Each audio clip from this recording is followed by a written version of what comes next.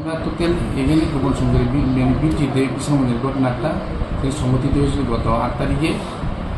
এই ব্যাপারে আজকে 2 জনকে আমরা আটক করেছি।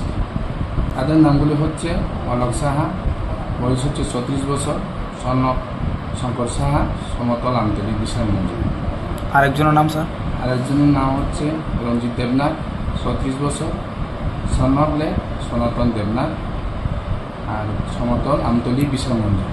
কেস নাম্বারটা হচ্ছে বিশাল মঞ্জুর পেয়েছে, যে কেসটা তাদের বিরুদ্ধে নোটিফিকেশন হয়েছে সেই কেস নাম্বারটা হচ্ছে কেস অবধি 2025।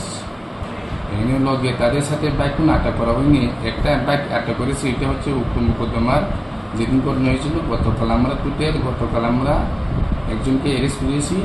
ওই বাপ্পা দেবনাথের একটি বাইক ছিল, পালসার বাইকটি। বাইকের নাম্বার হচ্ছে ER01 AP 8628। ধারাগুলি হচ্ছে 281, 117, 126, 109, 324, 351 আর 3/5 BNS।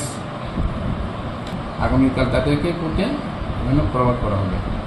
এখন পর্যন্ত টোটাল এখন অ্যাকচুয়ালি কেসটা ইনভেস্টিগেশন আছে, এফআইআর টোটাল 6 জন আছে, তাদের সাথে আরও আনমিস্টেডরা আছে, আরও এক তদন্ত সাপেক্ষে এখন আমরা আন্ডার ইনভেস্টিগেশন আছে, এটা আমরা আন্ডার ইনভেস্টিগেশন আছে থাকবো। এখন পর্যন্ত টোটাল 3 জনকে আমরা আটক করতে পেরেছি।